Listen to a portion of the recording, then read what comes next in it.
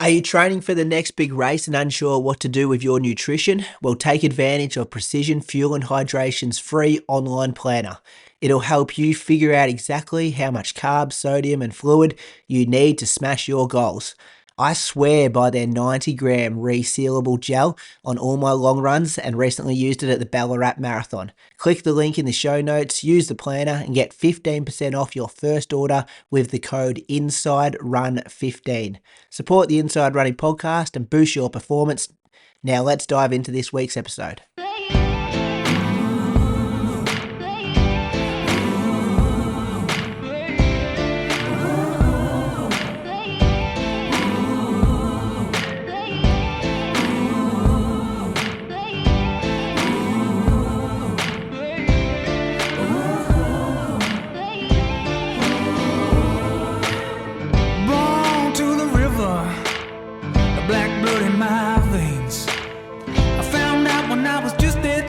Being a skin can bring you so much pain. Now I hear you say you got the best of both ways. Won't you come and take a walk in my shoes and tell me if you take my place? Welcome to episode 359 of the Inside Running podcast. It's a big show this week. We've got the Diamond League final, Australian road running champs in Adelaide. Jakob Ingebrigsten makes his half marathon debut, and there's the Sydney Marathon to review. Welcome to my co-host, who last year finished fourth at the Australian Marathon Champs with a time of 2:26, Julian Spence. How are you, Moose? Oh, good, mate. Thank you. I'm good. Disappointed that I couldn't come up and defend my fourth place on the weekend. Is that the highest that you've ever finished at a national championship? Well, I've never really run one on the track. I ran one cross country. I would have come like 50th. I don't think I've done any of them that have been, like any road races that have been Australian champs. So, yeah, yes. Oh, well done, Moose. Very good. Well, thanks. It's only been a year for you to acknowledge it, but yeah. And in other news, in the last week, Moose, I saw that the official announcement came out that the running company Torquay is on its way. Yeah, that's been in the pipeline for a while, actually. We signed the lease while we were on the Gold Coast for these new premises down in Torquay, which is on the Surf Coast, which about 90 minutes southwest of Melbourne, and about 30 minutes down the coast from Geelong. It's 25 minutes from my house, and it's kind of the biggest town in the Surf Coast, which is where I grew up. We always had a pretty strong rivalry with Torquay, being that they were the next biggest town close to us, and I never ever thought that I would open a business there because there was so much hatred involved.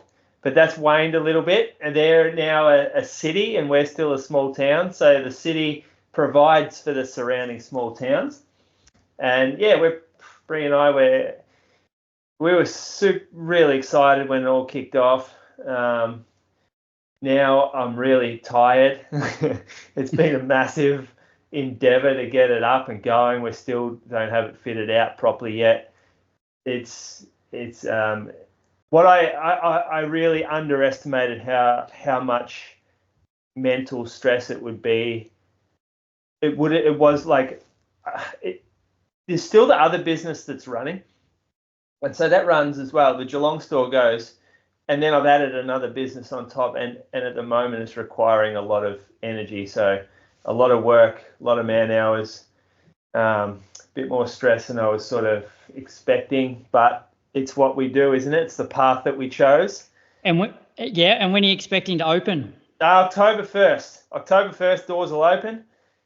We have a launch event with New Balance. New Balance are bringing out the New Balance 1080, the version 14, so it's an update to the version 13 that's out now. It's actually a good update.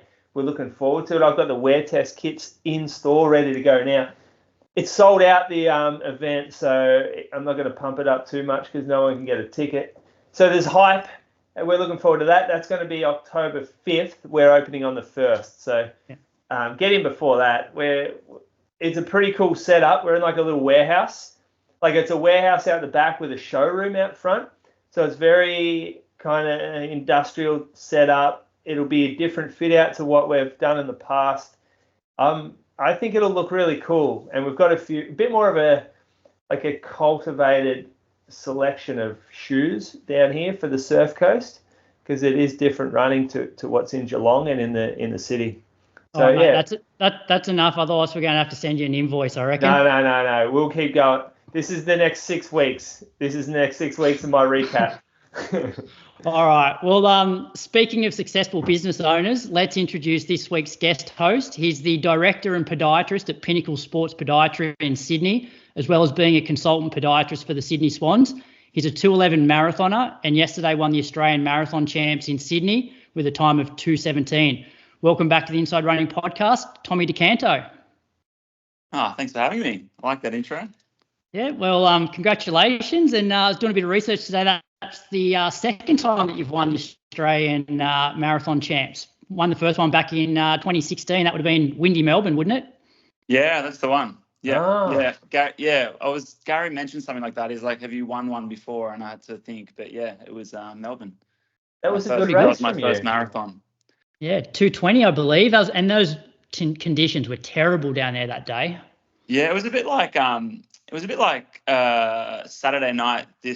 We had really windy, like crazy wind Saturday evening. Woke up to it and was thinking, it's going to be real windy for the marathon yesterday. It died down, but yeah, in Melbourne that year, 2016, same thing. Woke up to like howling winds, and you just think, oh boy, we're going to be racing that tomorrow. But it just stayed like so. That year, whoever ran will remember. Like 2016 was brutal. I remember You did that? Yeah, I was there as well. And you ran too, Krugs. Yeah, because I was going to do it seriously, but then I had a really shit like August, September, and then I went down with the goal of just getting a Berlin qualifier, which was 2:45. So I ran with the lead female pack for the first half and then sort of kicked down. But I remember down near St Kilda coming, it must have been close to the 30K mark or just before the 30K mark, drink station got like fully blown over across the road. That's how windy it was. Yeah, it was nuts. You beat Duio that year. He pulled out, Tommy, but he was like the favourite going in, even though he hadn't run one before. Yeah, I'd say so. Yeah, he had a couple of pacemates. I think Liam was pacing that year with two other. There was like 3 pacemakers, I think. They only went to 10K, but yeah. Right. Then I think Dua pulled out at 33, 34, 35. I'm not sure. Yeah, I reckon it was up near the shrine. Had a bloody space blanket around him when I went past. It just in the gutter. Has he run since then? That was the end of him right there. Nothing good after that. Yeah, nothing good at all. Okay. Hey, Tommy, looking forward to hearing about your sort of race recap and just the Sydney Marathon experience. But before that, I thought we might get you to recap your last few months. I just made a few notes here, and you've raced a lot in the lead up to this marathon. Like you ran Gold Coast, ran 2:14 there, 11th overall, second Aussie, and then you did Sutherland to Surf, City to Surf, New South Wales half. So do you want to sort of fill us in on how those last few races have gone, how you balance racing a fair bit while trying to prepare for a marathon? I guess I use the races for motivation and just part of training. And cash. Cash. Let's not beat around the bush. I mean, they all, well, they don't all, but yeah, a lot of these runs have a little bit of cash. And so when you put this amount of time and effort in training and not as your main gig, it's nice to make a little bit of money so it doesn't feel so, I put a lot of time into it. So I feel bad that I put so much time into it, but little financial rewards here and there is nice. Yeah.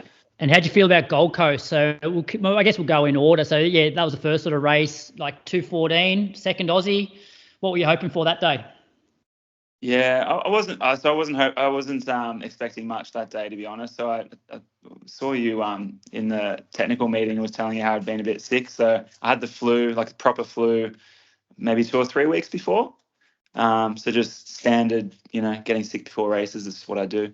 But yeah, so I wasn't even sure I was going to race, but ended up thinking I got well enough. And yeah, so I had no idea what I was going to run because the training a few weeks leading in was pretty average. But yeah, I thought I'd go. There was that pace group, 2:15 pace, and I thought I'd try and hang in there for as long as I could, if it felt easy enough, and it felt easy, it felt right. And it ended up being that I think it was relatively even split. I might have just faded a little bit towards the end going into the headwind, but it worked out perfectly going out of that with that pace group. First time I've done Gold Coast, so it was a good experience. It was they take care of you. Like it was just a good experience in terms of the pre and post race as well as the race itself. Well organised. It's a good well-oiled machine, Gold Coast. Well, good point, because it's one of my questions later, Tommy, is because you've done like Biwa, Fukuoka, Gold Coast, Valencia, Sydney, like, getting you to sort of compare all of those. So we'll get to that a little bit later. Then, you won Solo to Surf, beat Aaron Parker by a few seconds there.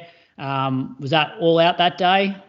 Yeah, it actually was. That's probably one of my hardest races. Like, cause we just were going. We literally ran side by side the whole race until the last 200, and I've got no kick whatsoever. But I somehow mustered something, and it wasn't much, but it was enough to just edge in front of Aaron. And yeah, so that was pretty cool actually, because I live in the Shire now, so that's kind of like it's like my local big race I like doing now, because just friends and people down here that we know. So that's the first time I've won that one. I've come second. I came second to Michael Shelley years ago. That might have been close to the course record, but yeah, so that was good. Good to get that win, down the local win. And then City to Surf, you finished third behind Isaac Hayne and Ed Goddard. Yeah. Yeah, that was fun. That was a good one as well. Like I've done City to Surf. That's probably the 5th or 6th time I've done that.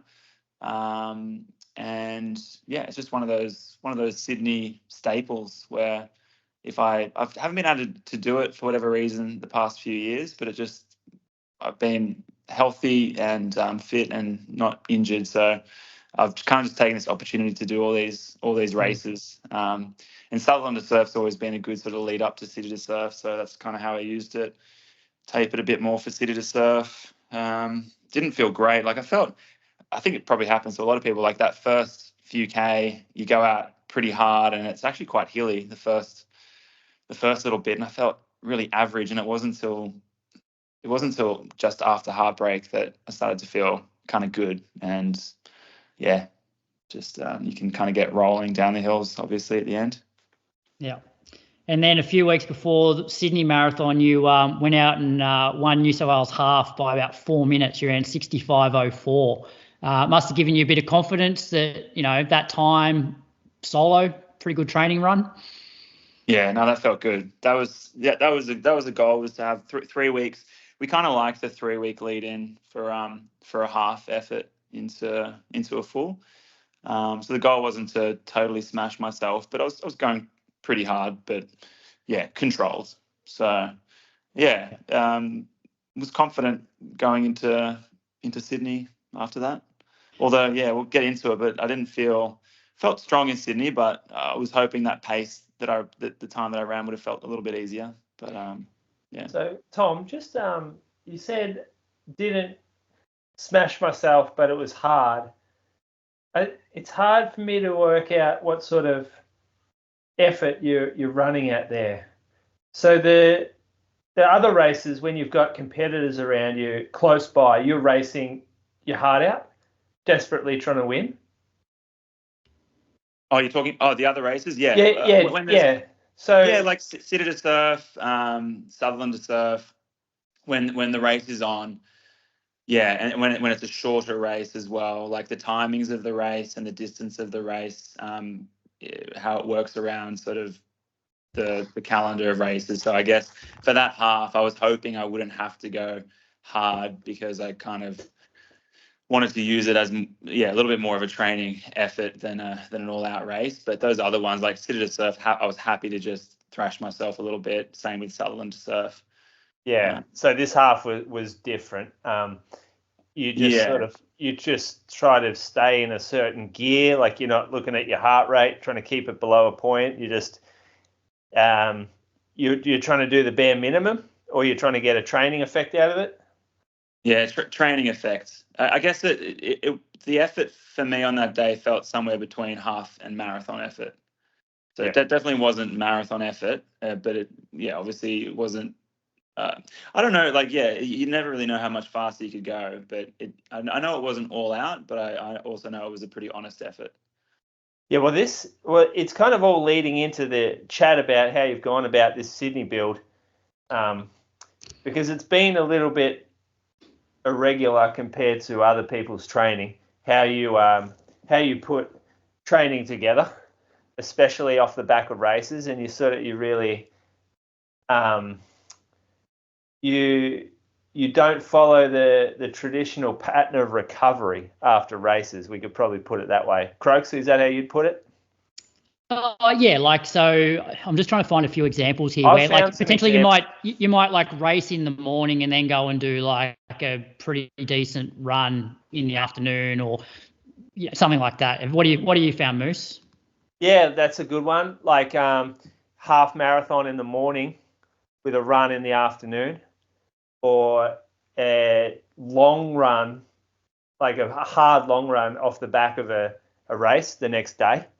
Like there's some examples of I think it is maybe like a hard race, but then running like 10K that evening at a solid click, and then running like a 45, 50-minute run the day after a marathon. Like things that normal people can't do, like physically could not do that. It amazes me that you can get up and run what you do when I would be so cooked. My legs would be fucked. I would be tired. I would just be battling to get out for 20 minutes, just limping around. Well, here's one. Southo to surf, and then that afternoon, 90 minutes. Training. Yeah. That's crazy. Yeah, I know. Yeah, it sounds a bit wild. I guess it's when it comes down to like each person as an individual, where they are at with like fitness, their goals, and also just like history. Because I've been running since I was 15. I've only ever had 1 year kind of fully off running. Other than that, so I've been running, like 19 years or so of running. And I guess to some extent, if you don't thrash yourself early days, which I didn't, like I'm probably doing stuff a little bit more wild in recent years in terms of what you would classify as wild. Probably because I think I've built up a bit of a tolerance to do a little bit of fluctuation in training and have a window of acceptance for that, for my body. I know you've alluded it. I know we've mucked around about, you calling me out for this is why I get sick a lot. But I don't actually think it's this type of training that gets me sick. I think I'm just prone to someone that gets sick. And touch wood, like injury wise, my body is in a pretty good place to tolerate pretty significant fluctuations or doses of load in small periods of time. And I kind of think if I can absorb that, if I can do it, and then if I can potentially absorb it, I might benefit from it. So I'm in a place where, if I can give myself some novel stimulus that I can absorb and take on, that I might actually reap some pretty good benefit from it. I forgot to add another race in there. Was the Sydney Harbour 10, which was the week after the Sutherland to surf, and you did the same thing, raced in the morning and then sort of close to 90 minutes in the Arvo. Yeah. So that's Okay. Do you know how many times I get sent these runs into my DMs? Do you? It's crazy. Everyone's like, have a look at this bloke. What the fuck's he doing? Yeah. And I said, I don't know what he's doing, but stop sending it to me because my inbox is full now. Even stuff like, Tommy, a Saturday session where you're going to do like 4x3K and then go and smash like third. I know for you, like 357s is probably not crazy hard for a long run, but for 36K the day after that session. Yeah, so I'm glad you brought that up, because that training, that type of training I've been doing for quite a number of years. Like pretty much since I've been training with Gary and Run Crew, I'll do a big weekend load. So can be quite a big Saturday session, and then I'll still do my Sunday long run. So I don't do the Friday session, Sunday long run. I'll cluster it all in the weekend, like part convenience, but part if I can do it and I can absorb it, then I might benefit from it by just, giving myself quite that large spike in load and then having a couple of days to recover before like a Wednesday session. So the fact that I've done that for a long time, like Saturday sessions, doubling on the Saturday, and then doing a steady long run on the Sunday, I reckon I've built up a bit of resilience for, these like what you would call not typical like race and then do an afternoon easy run. So whenever I hear of these obscure things people do, whether it's training, like doing long runs after races or massive weekends, like that kind of thing, I wonder, is anyone within the top 300, 500 people in the world doing it? And if they're not doing it, why do you think you should do it? To be honest, I wouldn't know. Would you know? Have you gone? I don't know about this one. I don't know about this one. There's probably a few actually. Probably a few that do it like you. If you think about it, there potentially would be. And if you think about like different training philosophies, like you could also argue that what's crazy is people doing double thresholds. Who would do 2 sessions a day? Yeah, I mean, I know I couldn't do it. My body ain't doing it.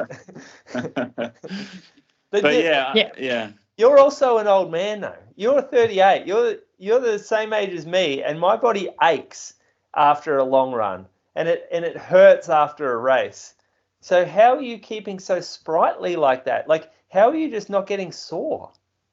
Yeah, I don't know. I hear people my age say they wake up like you, Croker. You wake up and you're stiff, right? Isn't that what you say? Your Achilles or something? Oh, it used to be my Achilles. I'm actually getting out of bed pretty well at the moment. It's definitely, like I think my body's pretty good. But I'm a bit older than you though, Tommy. Yeah. Okay. Yeah. No, I don't know. I got no answer for you. I'm not. Yeah, I'm feeling pretty. I'm not too beat up yet. So. Do you ever talk about load management in your clinic with your patients? It's yeah. I mean, yeah, obviously. But like, I'll never use myself as an example. But that's it. Like, I don't see a lot of people with my history of running. I see a lot of people that have maybe taken up running in the past 5 years. And it's a different conversation, different goals, different injuries. I don't coach, so that's the other thing. Like the only person I coach is Lana, my wife, and that's enough for me right now. But so it's more context around training loads is more just short-term focus things around injuries and getting people back to safe running, and then they'll go back to their coach, or hopefully they'll go back to their coach. Yeah. So looks like during this block you were sort of running anywhere between like your good weeks were sort of 180 to 200K. Question in terms of how you manage that with, obviously you got, big family life and then you run your own business.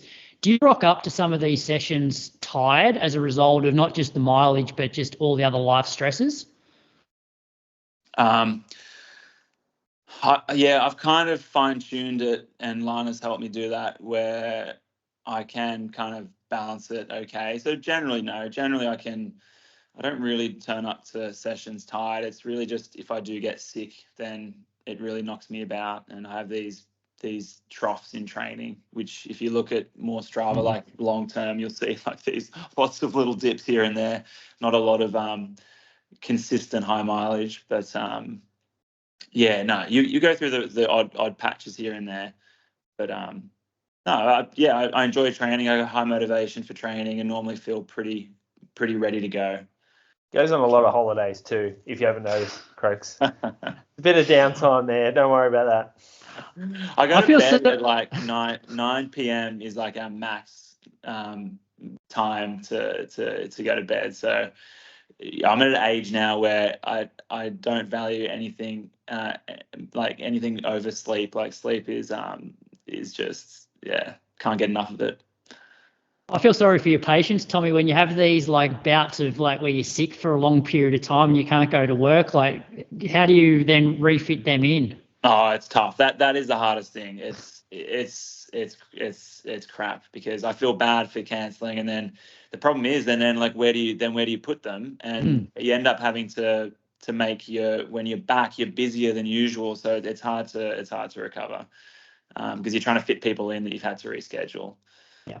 But yeah, it's okay. There's pros and cons. Like running your own business, I can then foresee certain things and block off time and whatever. But yeah, it's all right. So you come into this Sydney race, and the previous marathon you ran was Gold Coast. You were sick, didn't go too well. Then before that, Ballarat. Oh, it went okay, right? It went okay. You ran 2:14. It went well, all things considered. Yeah.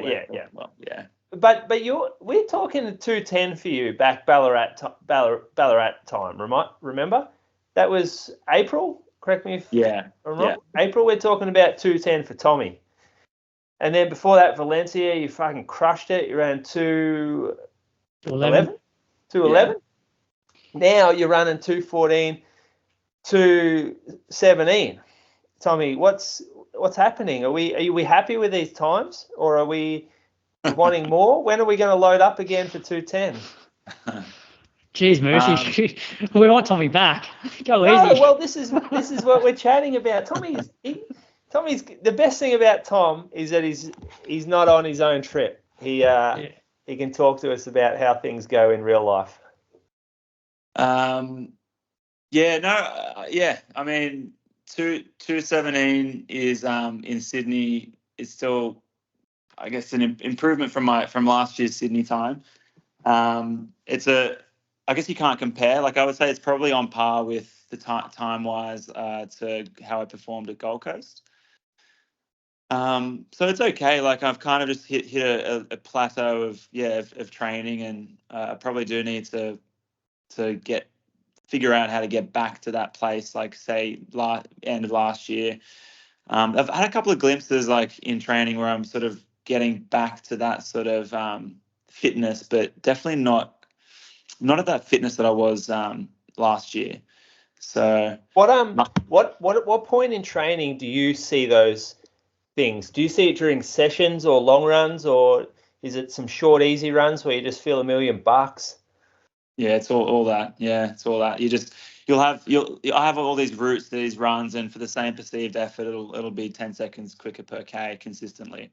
And so you're fitter, and then sessions you can obviously you have different sessions where you got benchmarks and stuff like that. So I've had there's been a few random sessions I've had recently that have been up there with some of the best sessions I've had, but then I've just had it's I don't know, a little bit more inconsistent lately. I'm getting blood tests and stuff like that to see if I'm low in iron. I've previously had low iron and stuff like that. So I'm currently just seeing if there's any other reasons why I'm not progressing. But it's a patience game. Like I've had fluctuations in training this year, and I think I just need consistency. And the best I've run, when was it? Like 2 or 3 years ago when I ran all my PBs, basically, and it was around COVID time. Like I just had the most consistent block I've ever had. I had a lot of training, and I had a lot of those like big weekends of big sessions, and so. Looking back at this lead up to Sydney, Tommy, do you think maybe a few too many races in there? Because I guess the difference between race and training is race, you other than maybe the half, you're going like maximal effort, whereas you can run 200k training weeks, but your training's never at the same intensity as races. But then if you're doing that like 3 weeks in a row, like racing 3 weeks in a row plus trying to run your 200k weeks, like, do you think that's a bit too much? Yeah, I reckon what it is, I'm sacrificing peak performance for enjoyment and cash. Yeah.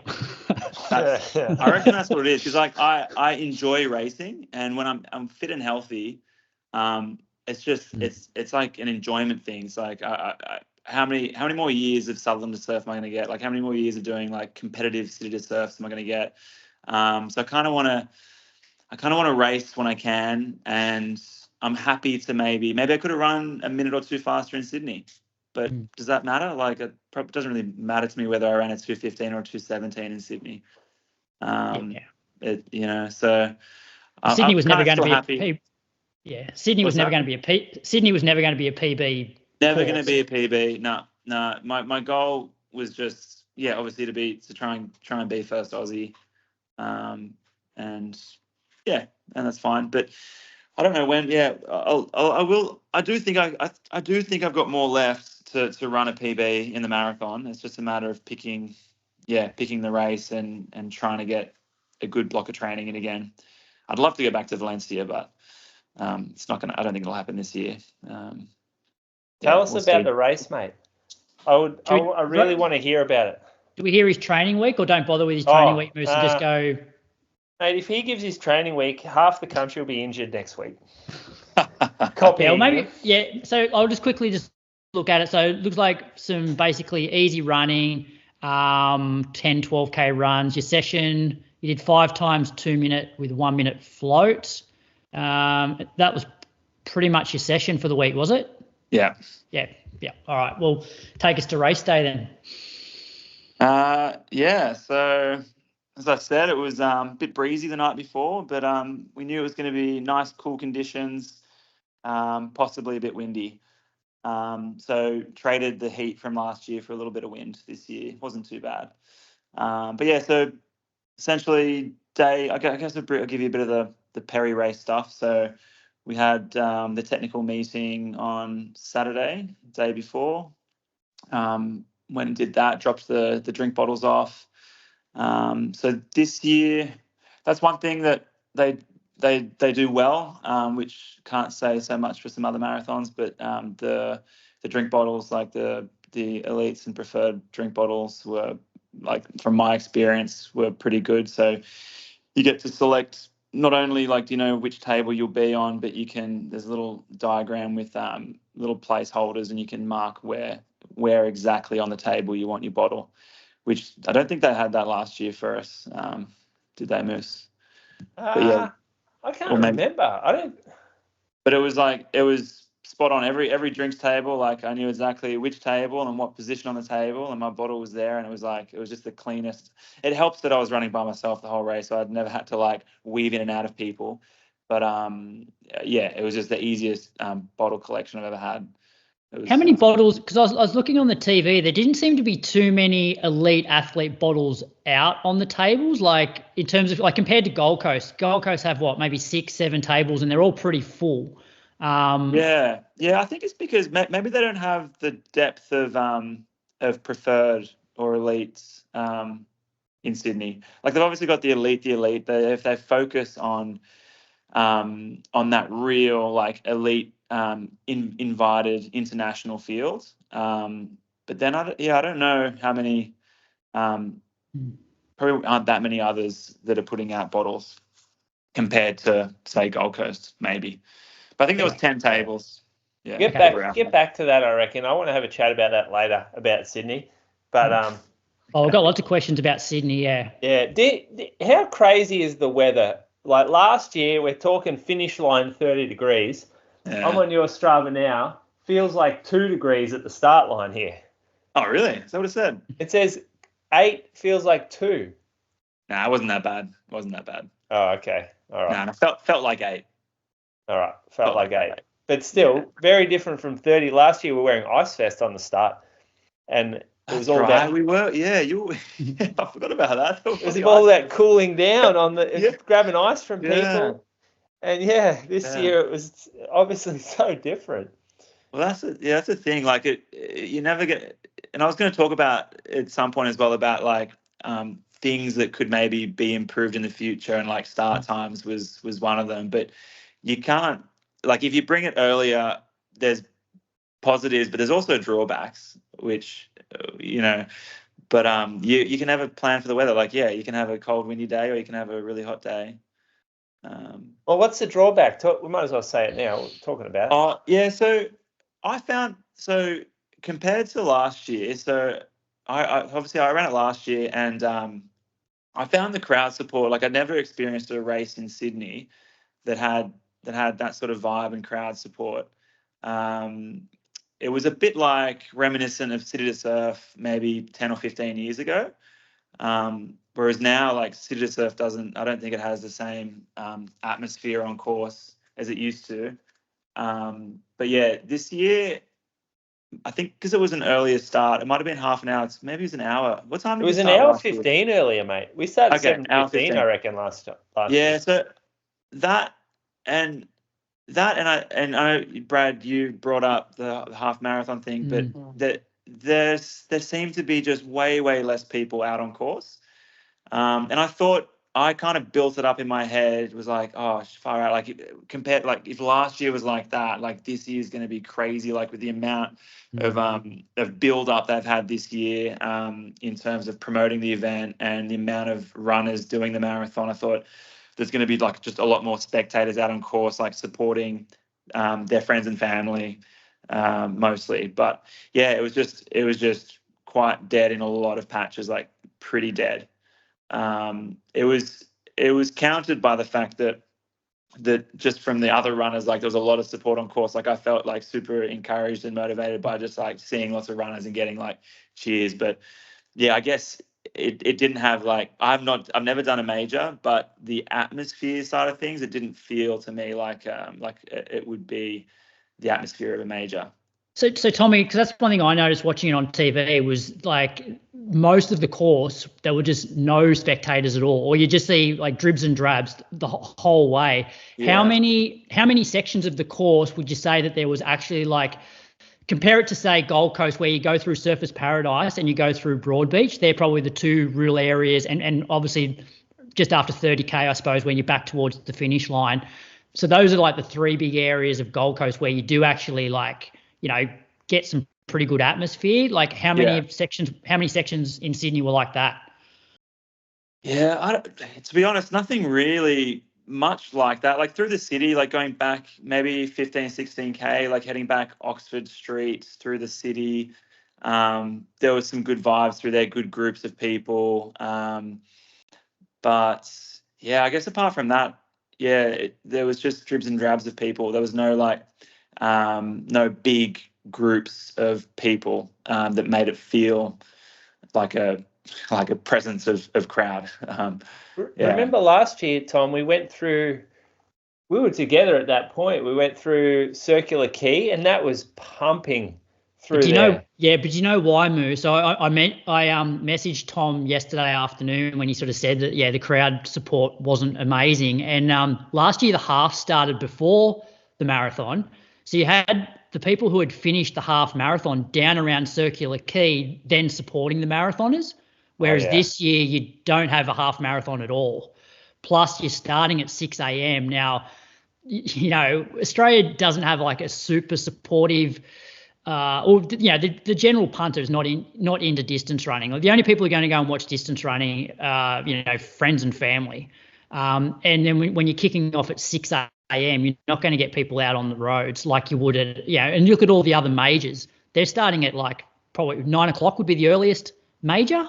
So I don't know if that's a bit of and I don't know whether that will change if it does become a major. Yeah, well, that weather, you can't start them at 9. That could be a disaster on some years. Yeah. It's a tricky predicament they're in. Because I was really impressed with the crowd last year. I thought it was fantastic, and I've been telling everyone, go back. It's the marathon to do if you want the crowd support, if you want the atmosphere. But it obviously it's not this year. I assume. I mean, I'm only speaking from my experience, maybe the broadcast, but from what you saw, Brad. But potentially, like certainly, like when I went back to watch some of our friends finish, the crowd was like, especially down around Macquarie Street and Circular Quay, like it was pumping. And maybe that more people came out on course like later on, like say 4-hour marathoners, 5-hour marathoners. It might have been a totally different story, but from my perspective, it was a much less atmosphere than last year. So what was your plan going in, Tommy? Like the technical meeting, the pace groups, was there anything there that was sort of suitable for you? Or, because I noticed I saw you just probably close to 4K. And by that stage, you were sort of just off the back of the main pack, but there was daylight behind you. Yeah. I lasted about 1.5K with the lead pack. That was so fun. It was, no, there wasn't any chat about the pace. So I think it was basically just it was all geared around the like fastest. They wanted to get a course record and which would be then the fastest on Aussie soil. So it was all geared around the top guys getting a fast time. There was no other pace groups, which I think in the future that would be a good thing to add to the marathon, encourage sort of people at my level or in between or slower to do Sydney. But I guess pace groups for Sydney, it wouldn't be as relevant as say Gold Coast or something at that pointy end, maybe because it's not going to be the fastest course. Like you may not hit PBs, but so my race, my plan, I really didn't have much of a plan. It was essentially just try and win the Aussie champs, which would be just be first Aussie and run. I want to have a solid effort, but I also wasn't fussed with the time. Like ideally, I was going to try and take it relatively easy and pick it up if I felt good. I think it ended up being, it probably was a positive split. It gets, I guess it gets a little bit hillier and it was windy, but I was going to say, so it worked out well. Like I knew I was pretty well clear, and so I could just I did like push myself, but I also didn't have to kill myself to get the first. I think I ended up maybe being up on second by about, I don't know, a few minutes maybe. About 4 minutes, I reckon. Cool. Or 3.5. Yeah. Looking at this heart rate graph, you're like, what are we at? 39K, and your heart rate's down at 143. Like you. Yeah. So I had a really bad stitch at like somewhere around Centennial for like 3 or 4K. Yeah. Right. Yeah. Okay. I don't know. I don't know. Yeah. So maybe it was later, but part of it was I couldn't actually push myself very hard for a period there. That might have been why my heart rate went down a bit. What's your mentality like, Tommy, when you're in one of those races where you realise that you're not going to run a PB, but then you're also not really even racing for first Aussie because you're so far ahead? Like, is it enjoyable because you can just cruise and run to feel, or does it get a bit boring? What's your mindset during that? Yeah, no, it's pretty enjoyable. It's fun. Yeah, it's enjoyable. It was just sort of taking in the sights, taking in the atmosphere, trying to enjoy it, which it's kind of nice. It was a little bit like the New South Wales half where I didn't have to bury myself. I could kind of enjoy it. I guess it is always fun having a race. And we probably get onto this, but I do think they need to promote the prize money more, so we will get more fast Aussies competing and make it a proper Aussie championship. Because I feel like they could have been, like, for example, in a month's time in Melbourne, I think that's going to be a deeper field than Sydney was, and Sydney was billed as the Aussie championship. Was 100%, there? Yeah. Was there Aussie only prize money like last year, Tom? Yeah, I believe so. Yeah, that's what I've been told. Well, isn't this a problem? Like, you believe so? Like, you've just run yesterday on the assumption that you get. And like, how much did you hear that it was for first place? 15,000. 15,000. But you've just run the race, but you're not even sure. Yeah. It's just one of those. It was like last year. It was. It's they need to. I really do think they should advertise it, have it written on the website ideally, and promote the fact that there is that. I mean, it's great. It's awesome that they actually are doing this for domestic athletes because there's not many other races that will pay out. Like Gold Coast, for example, I got some money for, there's Oceania time bonuses. And they have it, and like, it's all there on the website, exactly what time you got to hit to get that bonus. But yeah, I guess it's just a little bit odd not ever physically seeing it, like, this is the money you're going to win if you got misplaced. So how did you hear there was money then? So the same as last year, like, so Whispers. James Constantine, he gave the green light to just message some people and say, yep, there's prize money's on. So I know he told you guys last year, and you guys spoke about it on the pod. Yeah. Didn't tell us this year though. He didn't. Okay, maybe he did. I don't think so. But this is my entire thing last year. I reckon finished the race and said they got to build this up as a great Australian race where they invite the top marathoners there and they look after them really well. The major marathons do that great around the world. Like London has this national championships where they like every UK athlete wants to run London. They just make it so attractive. We go run London because they look after you. We have our own little race within a race. Yeah. And we're treated like we're valued there. Yeah. And Chicago's the same. Berlin's the same. There's a whole race about the Germans. So there's a camera on the German race within the race. That Sydney has to be that. And they're not at all. Like, they might put some money up, which is great. Like, we love the cash incentive, but you're not opening it to everybody if you're not even telling people about it. Yeah. It almost feels a little bit sort of slimy to just tell a few people about it. Like, I would be really upset if I was preparing for another marathon and I found out that Sydney were putting on money for people, but they would only tell a few people and not advertise it. That would make me upset. But also, I always feel, and like, one of my criticisms of Sydney over the last few years has been all they've been concerned about is the pointy end. So they'll bring out their 15 top males and 15 top females or whatever, like, and they're legit, like to run really fast times on Australian soil. And then it's how many finishes can we get? Like, nothing really in between that. But then the fact that they're offering really good prize money for Australians, but not, advertising it, because I guarantee if they had advertised that, like $15,000 for first and 10 for second or something like that, you would have had a much deeper Aussie field yesterday. Like, looking at the results now, I'm like, I should, potentially should have gone up and run Sydney for a bit of cash. But do you know what though, Croaks? Like, this, it's probably not advertised as an entry method on the website. I'm just going into it now, but they sell out, right? The Sydney sold out. Is that right? I'm pretty sure it's sold out. Did, yeah. And so you can't just go in and enter without having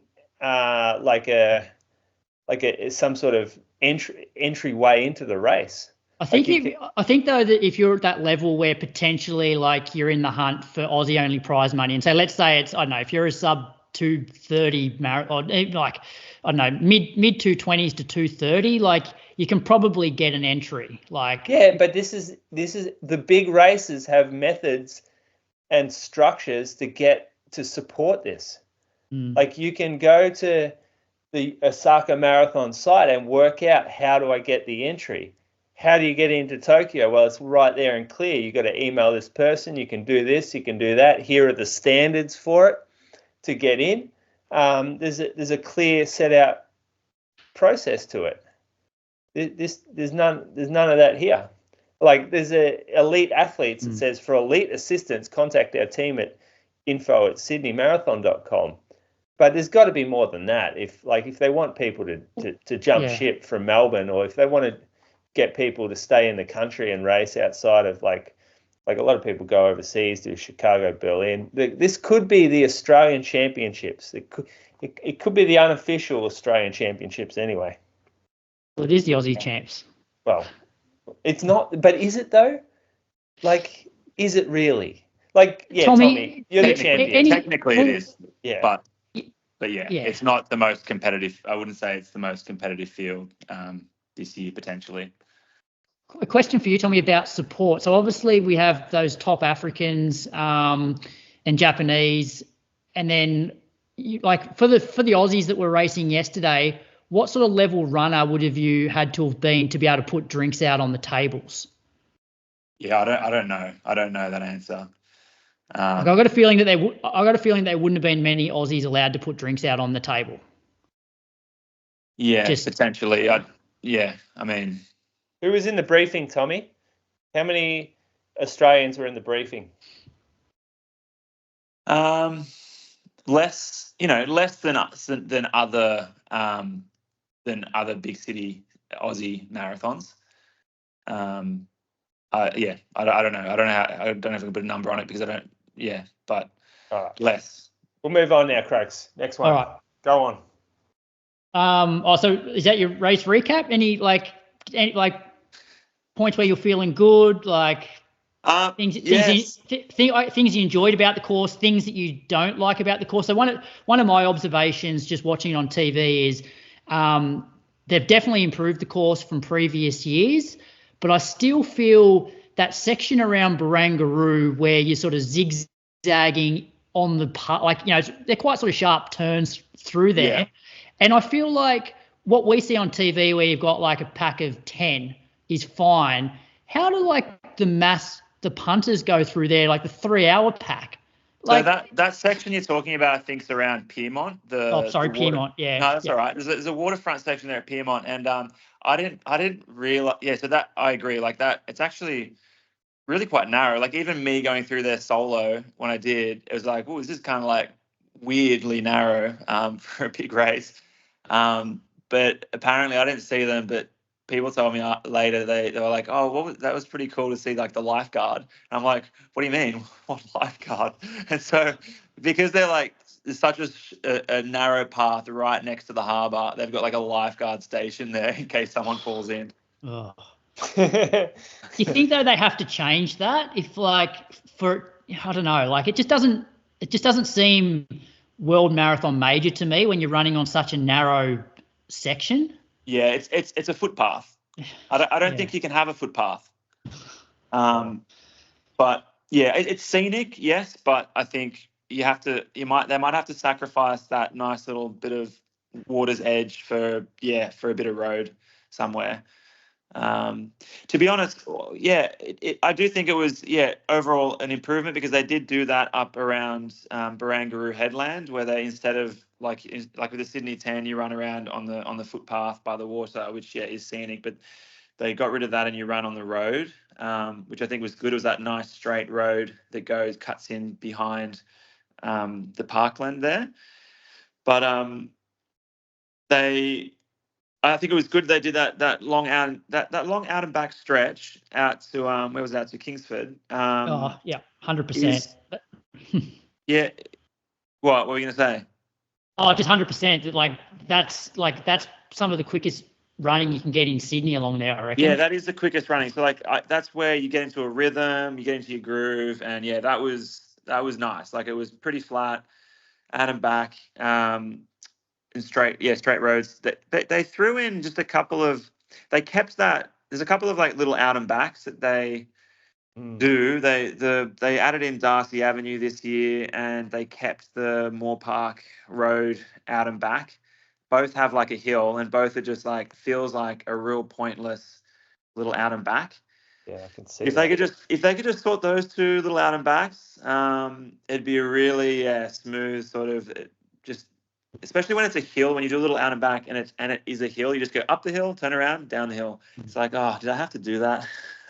I almost would prefer them just to do like one extra little bit in Centennial instead of doing the little hill out and backs. But apart from that, yeah, I thought it was really, really good, really big improvement. Enjoyed the course. Like definitely enjoyed the course, and I don't think they necessarily need to or want to make it, or if they can, like I don't think they can even make it as flat as they would need to make it a like fast course. They should just focus on making it feel like a major, nice wide open roads. If there's hills, that's fine, but make it feel smooth and you're not taking lots of hairpins. And it's more of a scenic sort of, hopefully with a better atmosphere. It's more of, if it's a major, you can comparing it more to say Boston or New York as opposed to Berlin or Tokyo, which are known as flat, fast courses. This never will be, and that's fine as long as it gives you like it's just an experience that you're after, and it's for the elites. And for me, it would be like in future years when it does get more competitive, which I'm sure it will if they keep building hopefully they will work on advertising the prize money and also taking care of the domestic elites a little bit better, making them feel like a little bit more special. They'll keep building it, and it'll be a race, but you'll have that race within the race where you're not worrying about times. You're just racing your competitors, which I think will be really fun. It'll be it'll be a fun race for that. We're not actually worrying about time. You're just going there to race who's turning up, and you're just going to go there and find your best tactic to place as high as you can and get some of that cash. Yeah. And how do you think they can improve the atmosphere out on course? Because is that just a result of the Australian culture, and we're not really that big into running compared to other places around the world? Yeah, and I think it's still because it isn't a major and it doesn't really have the history of a major. Then maybe that's the issue, and it's going to take some time to build. So maybe in 5 or 10 years it will be totally different, and it'll be perceived differently. What did you think of the I haven't seen it, but I've heard a few people talk about it. Did you watch the coverage? I did, yeah. What did you think of it? Do you think it engaged people to maybe come out and watch or race next year? Look, I thought the coverage, I thought the coverage was quite good. One of my issues probably just before halfway, because obviously the commentators were at the finish line, and whatever booth they were in was not soundproof. So all you could pretty much hear was the announcer at the finish line trying to like rev up the crowd. Like it was probably when like the wheelies and that were coming in. Yeah. And it's like you could not even hear like Mona and Ovette on the TV because all you could hear was the ground announcer. So that wasn't very good. But like I thought the coverage itself was quite good. The standout for me was there was just no one on the side of the road cheering. It was just dead. Yeah. It was just dead roads. Yeah. They did last year. Last year they did these big. They called it engagement zones, or where they would they'd have food trucks and they'd have music and they'd have things for people to do, spectators to do at certain parts on course. And I don't know whether people weren't at those engagement zones or they just weren't there as much, but it didn't seem. They need to do more of that. Like they need to have like food trucks and make a festival out of it, or I don't know, I think it's hard though and I guess your experience is probably different to maybe the 4-hour marathoners, because you got to think like you started at 6, you're finished 20 past 8 in the morning. Like people are barely getting out of bed on a Sunday morning at 20 past 8, whereas the 4-hour runners, they're coming in at sort of 10 o'clock, 11 o'clock. So like maybe there were, as you said, more crowds at that point, but they can't push the start back any later if they're going to keep it sort of mid-September, because it will just get too hot. So I don't know what they do there, because obviously the later you start the race, the more atmosphere you're probably going to have on course. Yeah. Anyway, did you hear any rumours around lack of toilets at the start line?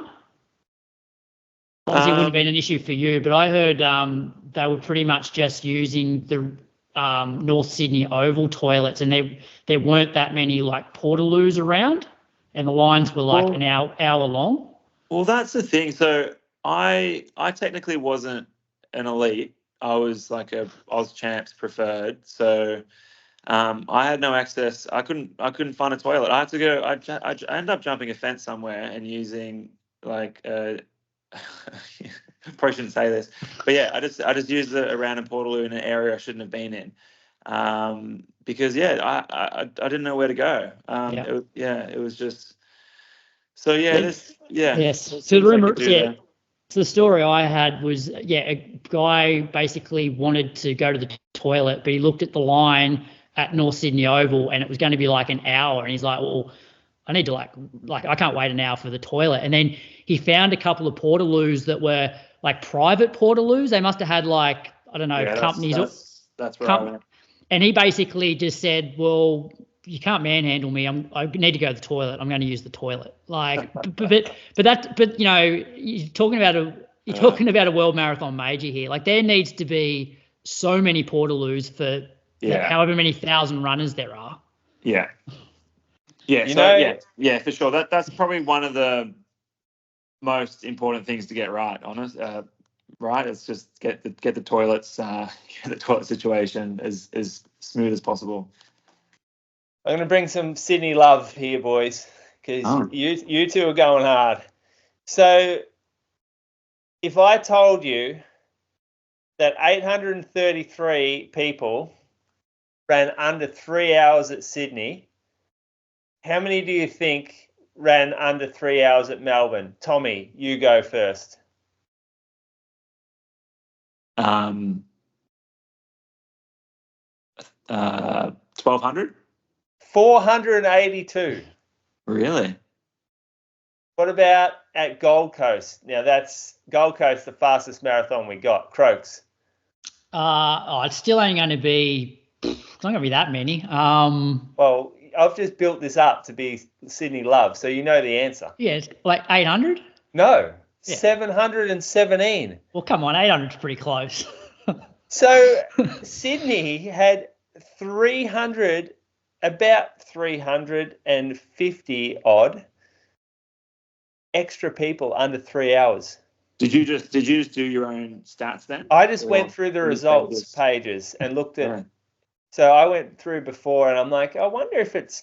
We talk about it being hilly and being a bit of a tough course, and is it really faster than last year and all that? And your Strava said 400 and something crazy meters of elevation, 439. That's pretty hilly, but it is actually pretty quick. Well, look at the guy that won. Like 206, right? Like that is fast running. So yeah, I guess you can run fast on the course. That's pretty good. That's pretty impressive. They can claim fastest at the pointy end, and that depth at sub. That is some depth. That's pretty good. And look, like, we should probably be a bit honest here. Like, we're looking at it from our sort of, you know, semi-sub-elite level, whereas I feel like Sydney have probably reached the masses. So, like, you know, the more recreational runner, which, you know, the 3 hour marathoner probably fits in there. So they've done a really good job of, like, you know, catering for those people or getting those people to sign up. Obviously, a lot of our criticisms recently have been around the, you know, trying to fill the gap between those really fast internationals and then the strong, I suppose, domestic runners. Yeah. This would be where I would be heading if I wanted to pack. If I want to pack to run with and I'm under 3, you're going to get the biggest packs at Sydney, which may not be a great thing when you're going through footpaths, actually. Like if you're down in that like that tight area, but on the main roads towards the end, it would be really nice to have a lot of people around, and you'll get them at Sydney there. So we Let's should do the results, shouldn't yeah, we? let's just do the results. Yep. Go, Yeah, Moose. so it was the fastest ever race run on Australian soil. Brimin Kipsoi ran 2:06.18. He's won the race quite convincingly. He's run 63.14, 63.04. What sort of shoes was he wearing, Tommy? Ooh. Come on, mate. You got to know that. Was he an Adidas man? He was wearing. No, he was. This guy was wearing some Asics. I remember because I looked at it and I'm like, oh, Hopper will be loving this. Asics, Yeah. okay. He was wearing Asics. Asics, maybe. All right. Yeah, could be Edge, could be Sky. I don't know. It was the Paris colorway, was it? Like the. Yeah, it was. Yeah, It was. all right. Yeah. So he's won the race. He's now all-comers record in Australia. Chalu Gelmisa was second, 2:08.02, and Felix Kerwa ran 2:08.18. That's our top three. In the ladies, Workenesh Gurmesa, she's run 2:21.41. Now, is that an Australian all-comers record too? It is, yeah. Yeah. Broke so the all-comers was the Sydney Olympics, and it was 2:23. Okay, there you go. So 71.13, and she's kicked home in 70.28. Rudy Aga, who is very well credentialed on the scene, sub 2:20 girl, if I'm not mistaken, 2:23.10, and Gotitom Gebrselassie. That's not the same spelling as normal Gebrselassie, is it? Nah, there's a few different spellings. Different spelling. 2:24.17. Now, this race was paced by the Froth Monster. So Brady was up there, and gee, he was happy with his own work up there. And he did pretty well. Did he get a lot of screen time, Croaks? Oh, yeah, there's a fair bit of screen time, and just loves a chat. I would hate to be in that group, just chirping away the whole hour 40 or whatever is out there. Now, just to put all our cards on the table, Croaks, he was given this gig over you. You applied and were knocked back, but Brady was given the nod. And apparently they did watch Gold Coast and thought he was perhaps the better pacer there. That's they're his words, not mine. Can you confirm that? Oh, well, I wouldn't have been able to go through 71.13, so they definitely picked the right man for the job there. He's given his splits to me, Croaks. He wants me to read them out just to show how good he is. 16:53, 16:52, 16:54, 16:56, 16:42, and 17:02. And the required pace was 17 minutes. So he's run a bit quicker than what they wanted, but that's pretty consistent on a hilly course. It's good, but did you do a Moose on the Loose one year about when pacemakers make it all about them? Oh yeah, I don't like that. Bit of look at me from Frother here. Yeah, he was on the social media about it. They gave him a contract, I think. He got a contract for the race where he has to influence as well as pace. Mm. Yeah, he should have just finished it off though and double dipped, got paid for pacing and then got paid for the top Aussie prize money, because he was in equal second, I suppose, when he stopped pacing. Yeah, right. When that would have been, I think he said 9K for 9K. So if he had have run 9K and finished second, he would have won 9K. He would have come away from the race with 9K. But money's not a problem up there in Moama, mate. No, he's got bigger fish to fry with Chicago. Got a few houses going on the go, a few rentals coming in. He did the old COVID jack the rent sort of deal. But he also is smart.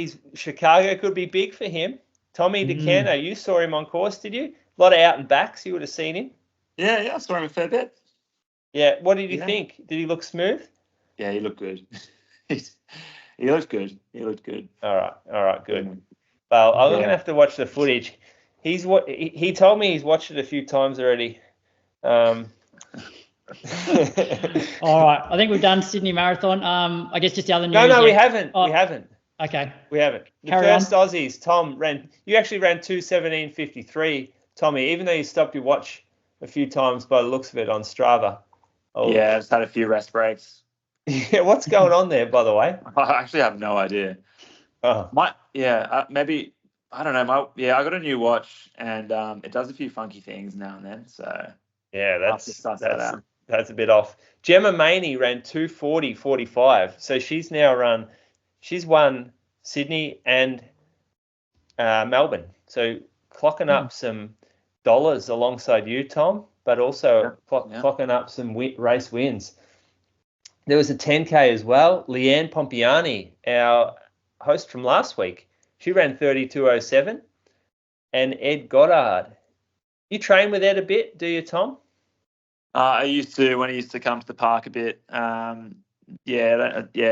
He trains now of an evening midweek, and so I went to meet up with him before Gold Coast actually for a session. He's like, "Oh yeah, we start the session at 6:30." So I get there at 6:30, and we probably didn't start till 8:30. So I was like, it's probably a little bit late. I'm probably not going to come back to this. Not a lot going on in that man's life, but he won in 29:16. 29:16. So that's Sydney for you, Croaks. Do you want to start this podcast All right, now? mate. As you're tuning in, you're probably gearing up for a race, but how dialed in is your race nutrition? Precision Fuel and Hydration has you covered with a free online planner to calculate your carb, sodium, and fluid needs for peak performance. Their range of fuel and electrolyte products makes it easy to hit your numbers. I swear by their resealable 90-gram gel on all my long runs and recently used it at the Ballarat Marathon. They also fuel top athletes like 4-time Olympian Lisa Waitman, Hayden Hawkes, and a regular guest on the Inside Running podcast, Izzy Bat Doyle. Visit the link in the show notes to personalise your race strategy. Use code INSIDERUN15 for 15% off your first order and support the show. Patrons, use the special code from the Patreon feed in Patreon-only episodes for a further discount of 20% off. Ready to elevate your performance? Click the link now. And now, let's get back to the show. Take us through your week. Oh, God. Not after hearing Tommy running 2:70. I was so tired this week. This was a terrible week for me. When you asked me, was the trip worth it? I come off the plane and said, yep, the trip was worth it. Had a good time. On looked after me really well. And then 3 days into this, I slept fuck all. I was waking up at 3 a.m. I was tired. I was like, I'm not sure whether going to Europe for a week's actually worth it or not. But I did get 120 odd K in. None of it felt good. I think I've come good today, perhaps. I've got back sleeping a little better.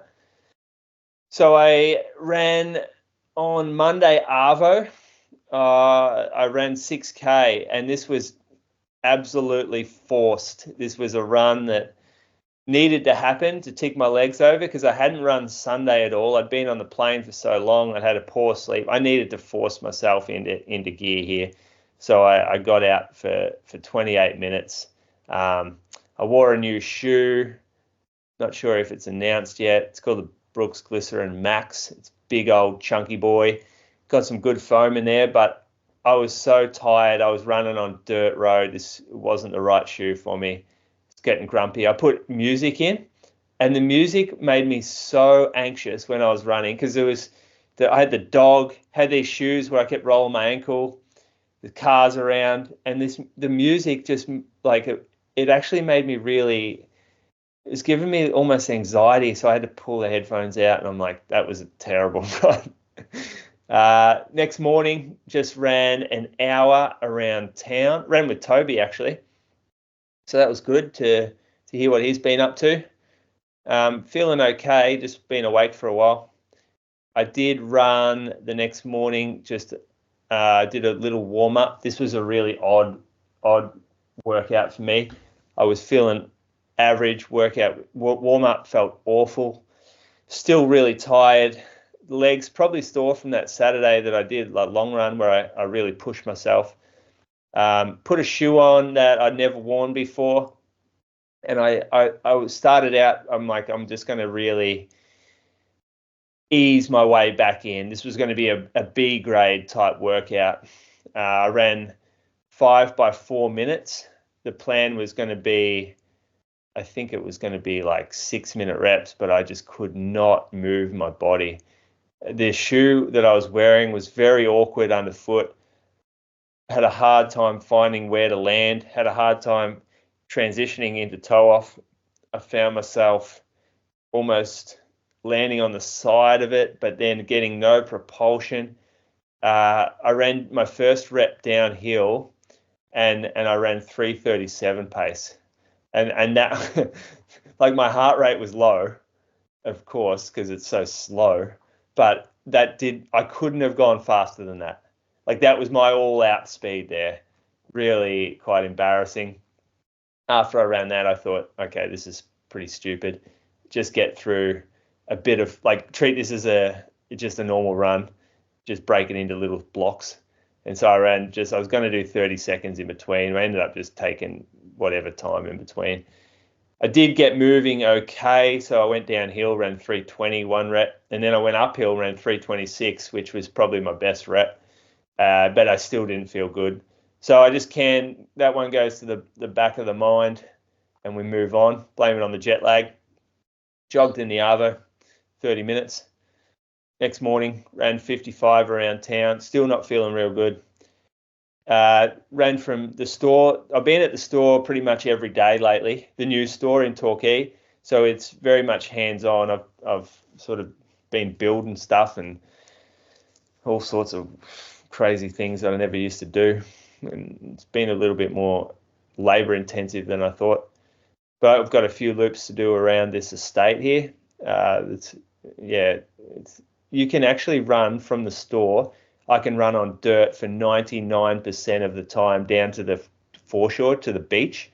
And it's about 2.5K to the beach, all dirt trails. And then I can run on the 50K either way, or probably 50K one way on dirt after that if I want. I did a few surges this next day. This actually felt really good. So I didn't I didn't lap the watch at any point. I just went out and I ran 30 minutes out, and then I ran 30 minutes, and then after 30 minutes I decided I'm going to start kicking it down a little bit here, and I ran 45-second surges. So I just picked the pace up without caring what it was, and then I jogged 1:15 after that. So I went off 2-minute cycles, no lapping or anything.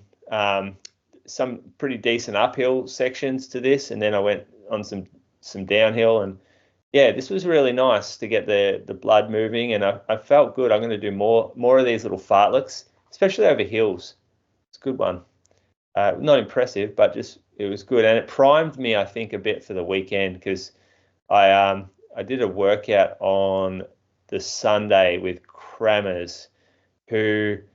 This is a big workout, actually. The workout was 80 minutes of warm-up, which we ran at on the Barwon River in Geelong.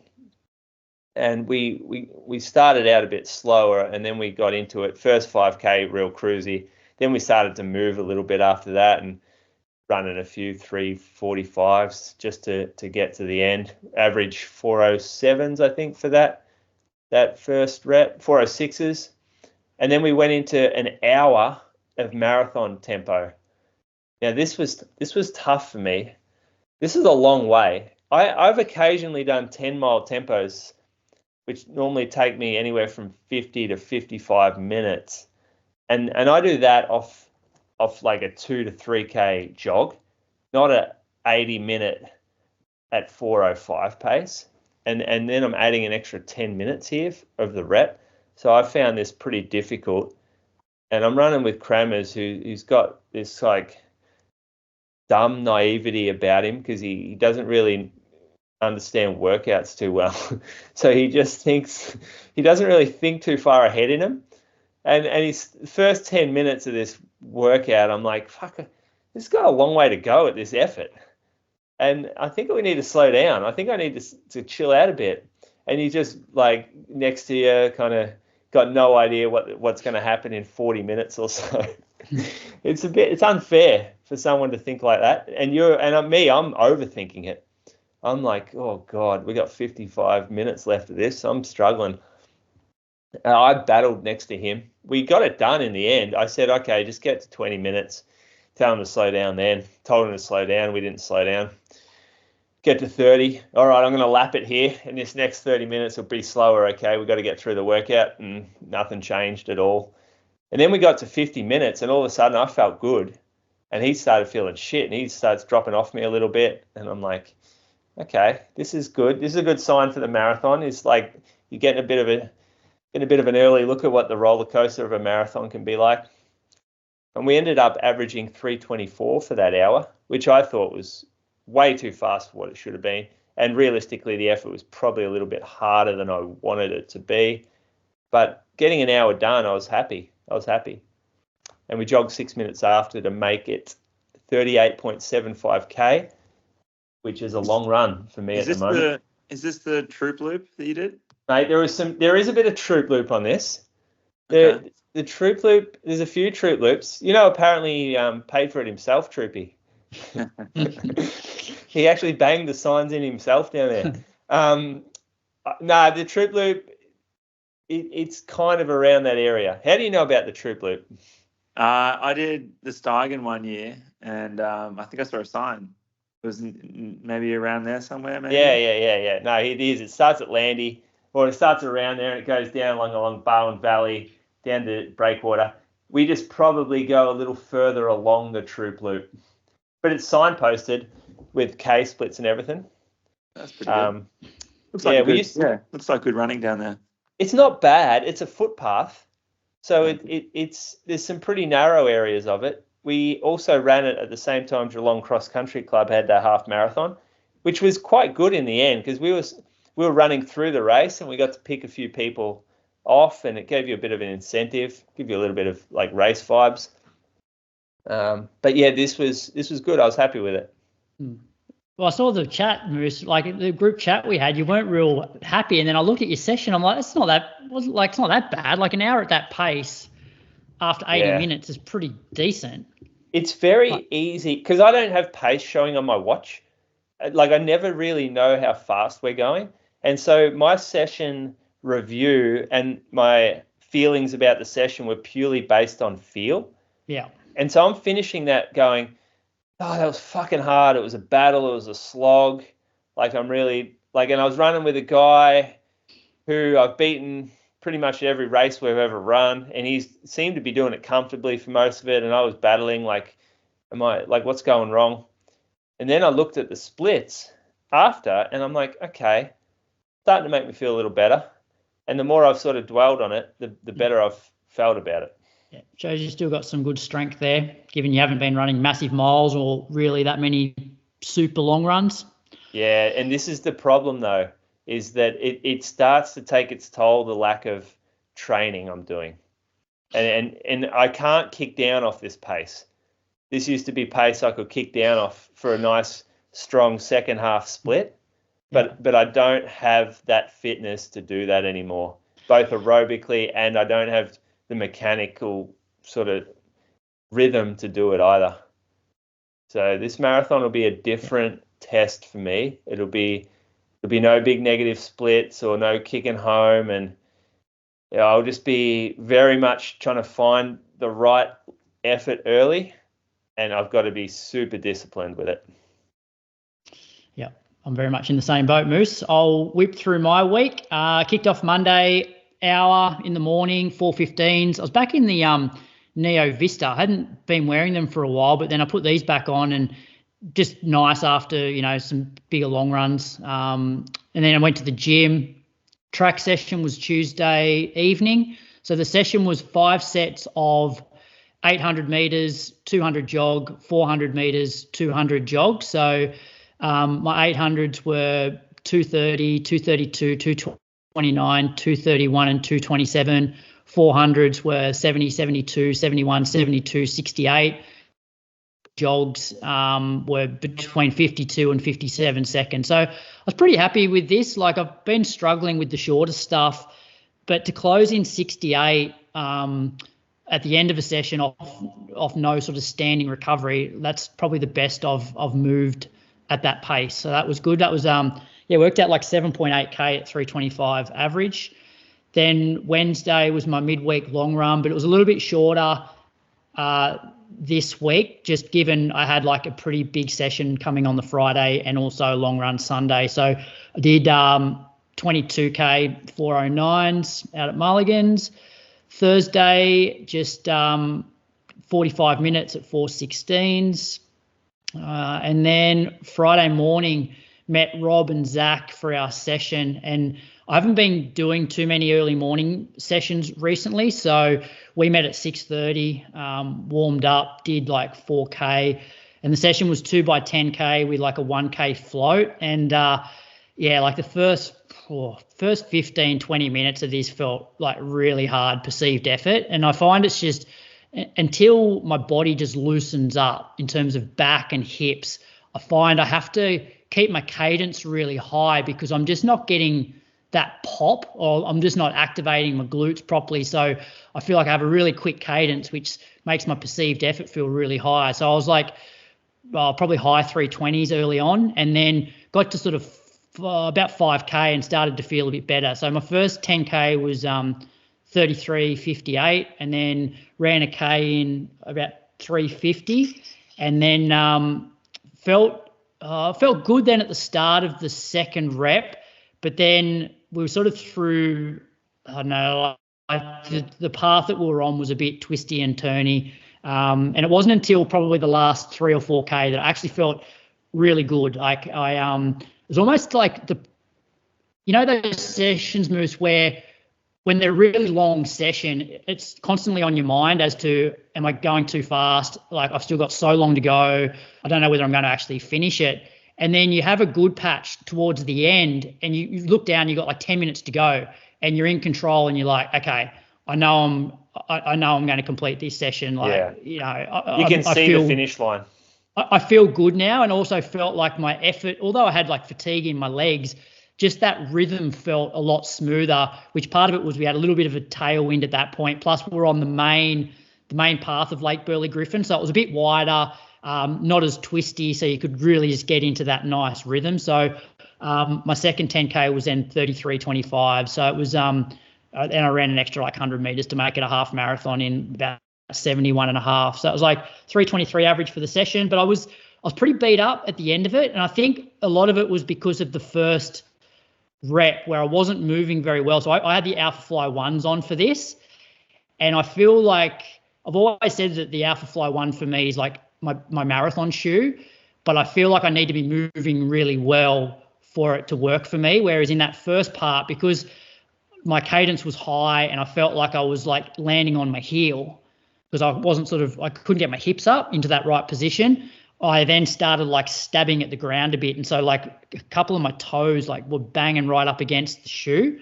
But then in that last 5K, I felt like super smooth but the damage, I guess, had been done in the first part of the session. So I'm now starting to think that I might go for the Alpha 3 for the marathon because I just feel like it's a bit of a safer shoe. It's a bit more stable. And if I'm not moving as well, it's a bit more forgiving. What was sore? You said you were banged up, but what was sore? It's just like through my hips and like hips, obviously the toes. So it was actually the second, so the toe one in from the little toe. On both feet, which is a bit weird, but I guess maybe it's just a pretty narrow, I don't know if the toe box narrows there on the Alpha Fly 1s or whatever, but it was the same toe on both feet. Yeah, the Alpha Fly is one of the most blister-causing shoes out there. The second version was horrid for it. Nearly everybody got one. But the third version, even I got a bad blister doing my hour in it on Sunday as well. And I've had blisters on the toes, and my toes get smashed up in it. I reckon there's just a little bit of movement. Like, you know how you said your toes were pressed up against it? I reckon as you... Like there might be something about the pod, how you roll across the pod and then your foot slips forward or something. Yeah, okay. We see it a fair bit in the store as well. People just have been opting for other options because of blistering issues. Is that in the Alpha Fly 3 as well? I've had it I had it on the weekend in the 3, but I think the one still gave those issues as well. Yeah. It's something that maybe they're just the material they're using.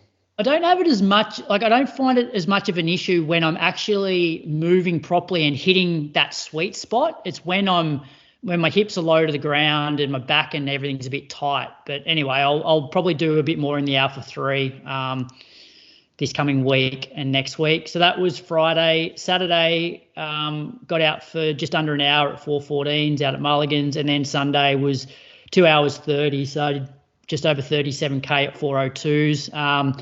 In terms of nutrition, I actually didn't start taking anything on this one till close to an hour, but then I smashed close to like 120 grams, I reckon, from 50 minutes to 2 hours 20 or something. So I sort of backloaded it a little bit. So that was a week of 144K. So good. yeah, so I'm pretty much got this week. This week won't be as big mileage because I'll just do midweek long run, which I'll probably do 2 hours Wednesday, but then I've got the combined long run session on Saturday. So I've only got really 2 big days this week, and that'll pretty much be it for me then. Looking forward to just not running longer than 2 hours for a while till Melbourne. So have you guys got some early goals for Melbourne? What do you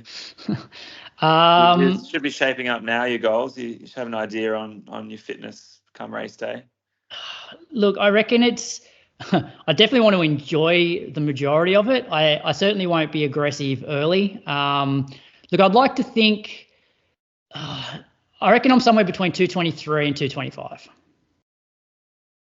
That's sort of where I feel like I am. I feel like I could probably go 72 minutes through half and hold it, but it's probably a bit riskier. Whereas I reckon I'm more like, 72:30 would feel comfortable enough that I feel like I could probably kick down off that a little bit.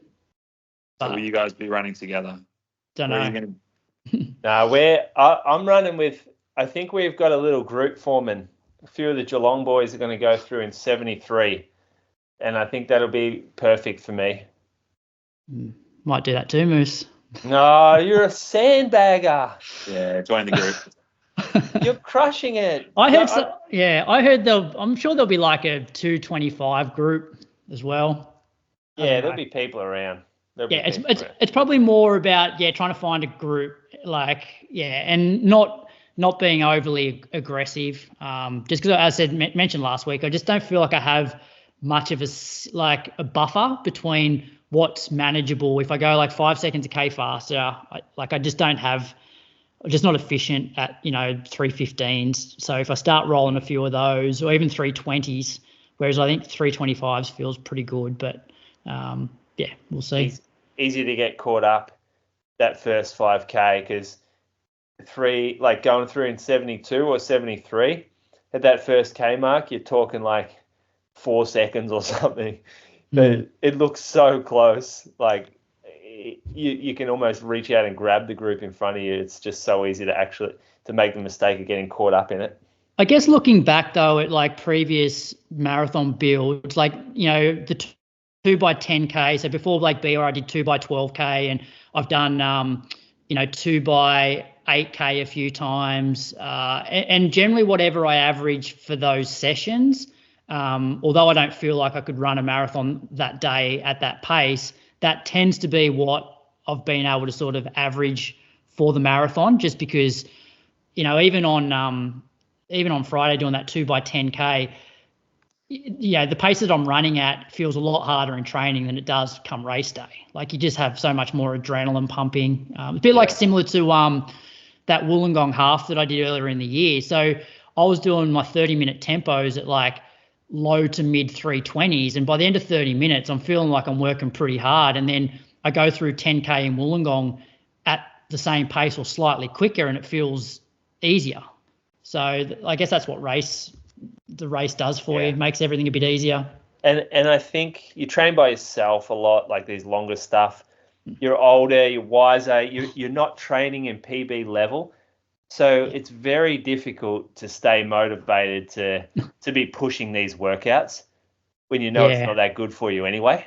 Actually, the biggest thing, Moose, about being not super motivated and not like caring as much is I feel like I train smarter because I'm like, I don't really care. So if I feel like crap, I'm just going to slow down. Whereas when you're super motivated, you want to hit everything to a T. Like you don't want to have 1K that's slower than what's been prescribed, or you don't want to miss that run that's on your program because you're too motivated. Whereas now I'm like, I don't care. Like I'm going to take today off because I'm listening to my body better. And at the same time, you're doing workouts where in the past you've done them 10 seconds a K quicker, or I have anyway. So Who the fuck cares about the workout? I'm about 10 seconds a K slower. Yeah. You're doing them slower, and you're like, oh, okay, I could be. It doesn't matter if it's 10 seconds a K slower, or 8 seconds a K slower, or 6 seconds. It's all slower. So I'm not trying to prove any points here, and I'm not trying to impress anybody anymore. It's probably very good for your training. Oh, well, hopefully we get to run together a bit, Moose. That'll be fun. All right, let's thank some patrons. Who you got, Moose? Well, I have Simone Brick. So Simone is a Melbourne runner. She's predominantly a trail runner. She's a Solomon ambassador. I reckon she's been with them for a long time now. 4-time Australian mountain running champ, but can run on roads and often does run track, road, and cross country. So she's run a 10K in 36:40 from this year's Lakeside 10, and we know legit time, so bank that. 36:40 is going well. Has run 82 minutes at the 2019 Burnley Half. 2019 Burnley Half, here it comes again, boys. We're not giving you that, Simone. I'm not giving anyone that year their time. 2:55 for the marathon, which she did as a time trial during COVID lockdown. She's recently been in Europe competing. That's where all the real mountain races go on. And looks like she went to watch some track at the Olympics. Mm-hmm. However, I think she just ran a race in Marin County in San Francisco, which has a really cool trails there and a very good trail scene. And I'm not sure where she came, but it was part of the Solomon Golden Trail series. So that's where she is at the moment. So thanks for the patronage, Simone. Continue on your mountain running journey. And who you got, Tommy? So I got Andrew Drain from Melbourne. So his best 5K according to Strava is an 18:55. So this could be the Princess Park time trial by the looks of it. Best 10K came during this year's Ballarat Half, where he ran 94 minutes. And he has a marathon PB of 3:19 from the 2022 Melbourne Marathon. Thank you, Andrew. And I've got Donna Richards, and I'm pretty sure Donna lives in Sydney, but Strava's locked down. Found a few results, so hopefully they're hers. 5K time of 21:23 at the Albert Park Run, 45:15 at the 2017 Carmen's 10K, 94 minutes at the 2021 Brisbane Half Marathon, and 3:29 at the 2019 London Marathon. So thanks to all those patrons. Brady will be back with Road to Chicago probably tomorrow night. Let's get through some running news. I'm going to whip through a few of these. So we had the Diamond League final in Brussels. So this was split over 2 days. So we probably won't get into this too much because there's just too many results, but I'll go through basically top 3 for each. So day 1 had the men's 5K. Arigawi got the win there, 12:43. Gebrouet was second, 12:44, and Bikili was third in 12:45. I believe Stewie paced that race. Do you know anything about that, Tommy or Moose, about Stewie pacing? No, I didn't see that. I didn't watch it, and I didn't see him pacing, but I know that he did pace because I got a message about it and I saw a social post. So I'm guessing this is because he didn't qualify for any the 1500 or the 5K. So then I guess a payday to go on pace. Men's steeple, Amos Serum got the win in 8:06, beat El Bakali. So El Bakali doesn't get beaten very often. 8:08 he ran, and Mohammed Amin Jinawi was third in 8:09. So a bit of an upset there, I'd say, Moose. El Bakali. Yeah, I back him every race. That guy just knows how to get it done. So it's a real shock that he hasn't. And without watching it, sometimes I feel like he finds himself a bit too far back in the race before it starts to kick off. And I'm not sure if that's what's happened here, but I normally watch going, get up a bit further, like you're leaving it too late. Yeah, and I think that was when he's at his best, like it's almost like this arrogance of like, guys can do whatever you want. I'm just going to run you down. Whereas this year, I guess he had a really late start to the season, and then obviously did enough to win the Olympics, and but not the final. Oh wow. Men's 1500. So Jakob gets the win, 3:30.37. Tim Cheruiyot still running pretty well for second, 3:30.93. Cole Hocker was third in 3:30.94. Oli Hoare was the Aussie rep there, finishing 10th in 3:34. And Yared Naguse, who won the last Diamond League, finished 6th in 3:32. So just goes to show, like, 1500 at the moment, like, okay, Jakob's probably the most, like, consistent, but they can all sort of beat each other on their day, which I guess makes the event so exciting to watch. Jakob, he ran a different strategy this one, didn't he? He didn't go to the front and just try to ground the pace out. Didn't he sit behind Cheruiyot? Oh, I didn't see it.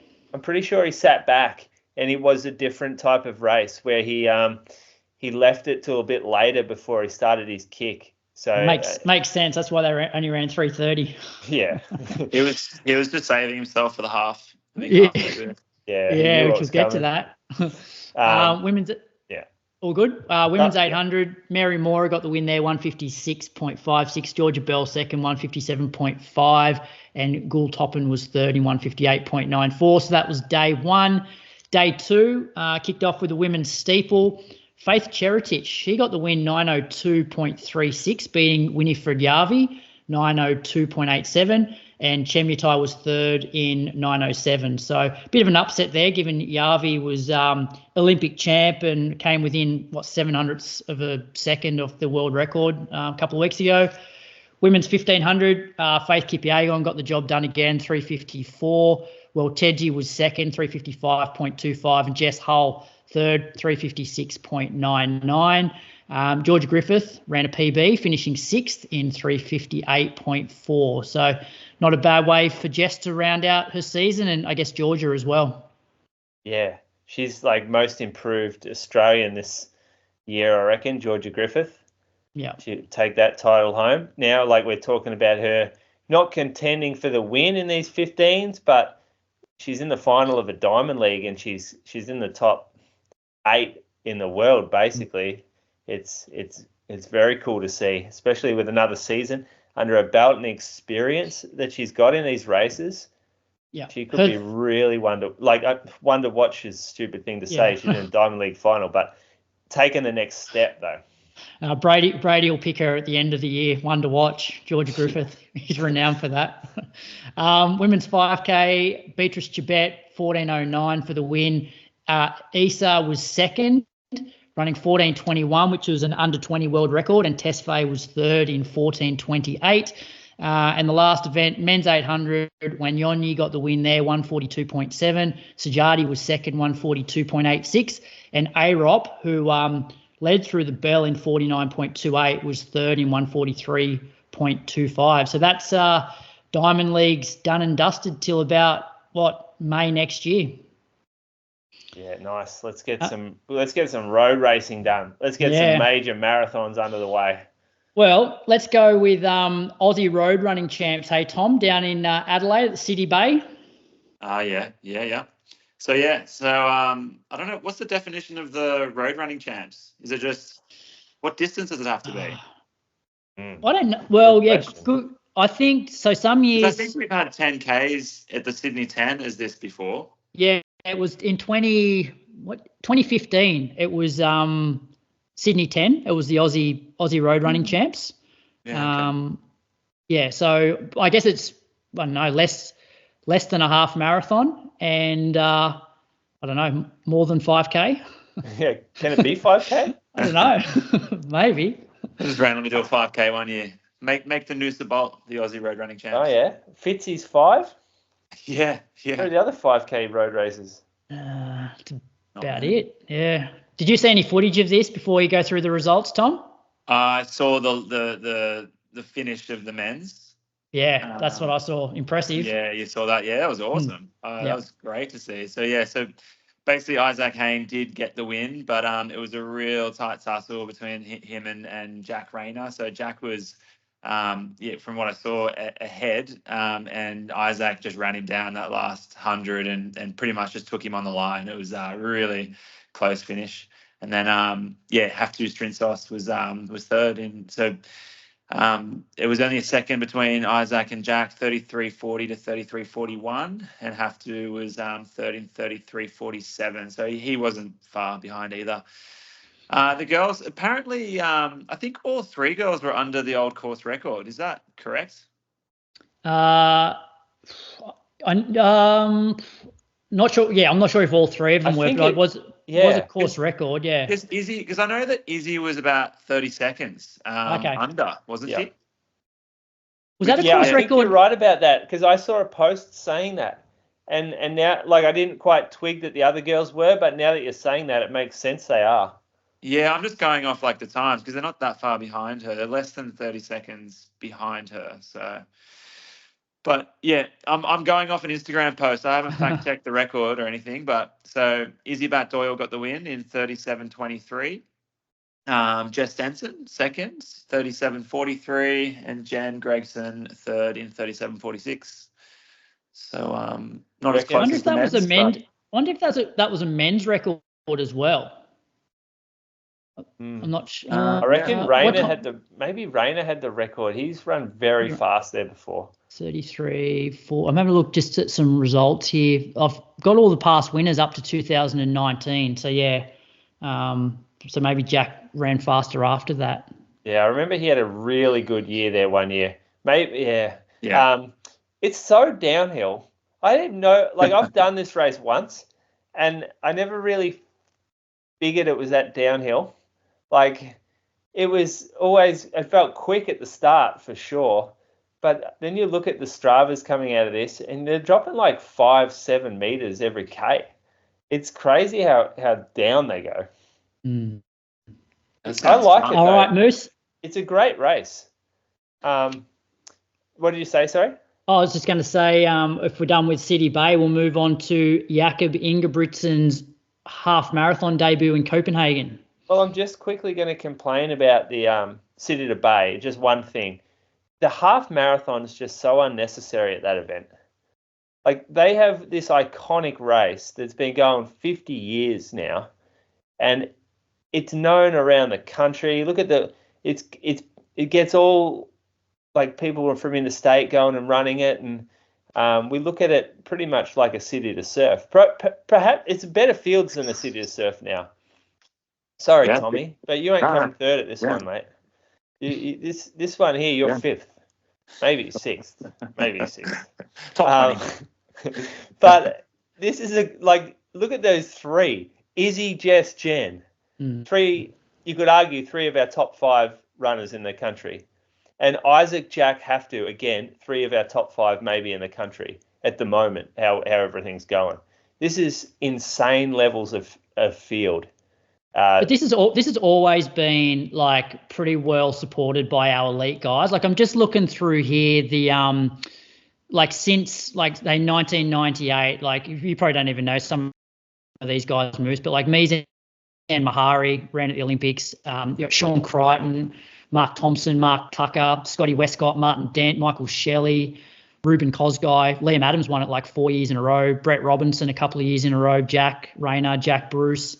And then on the women's side, Eloise 3 times in a row, Nikki Chappell, Karen McCann, Anna Thompson, Hayley McGregor, Susie Power, Kylie Risk, who's good. Who of Australian distance running. Yeah. No, it's a special race over there, but that just almost, again, you're just lending it yourself to my point that you don't need to put a half marathon on. Like, give this race its glory. Build this race up. Don't dilute it. You don't need the half. Stick a half another race, another weekend or something. Totally agree. Yeah. All right. Yeah. Copenhagen half. Copenhagen half. So this kind of got a lot of attention in the lead up because Jakob came out to a press conference and said, I'm going to run a half marathon here off the back of my last 1500 for the season. So he lined up saying that he had to temper his racing effort or his competitiveness. That's the only way he was going to survive this race and get to the finish line in one piece. And he did not do that. So he went out, he jumped in the front pack. They went through in 27:27. And I think he actually made a small little deal with himself, I think, midway through that first 10K that he's going to run as hard as he can to 10K mark. Because as soon as he got through that timing chip, he basically stopped and started jogging for a bit. And then he went again. And he ended up finishing in 63:13. So it was a non-factor in the race. But the winner was Sebastian Sawe, who was the world champ. I'm guessing that's a world half marathon champ. Yeah. Ran 58:05 to beat Jakob Kiplimo, the world record holder, 58:09. I've said world record holder there, but I'm just semi going out on a limb with that one. Yeah, no, he is. Did either of you see any of the race? No, not really.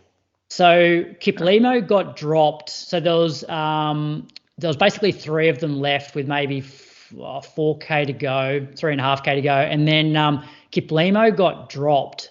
And then within the next kilometre, so then by maybe 19.5K, he sort of got back up onto the two other guys and probably looked the best. And then the finishing straight's probably like 800 metres long.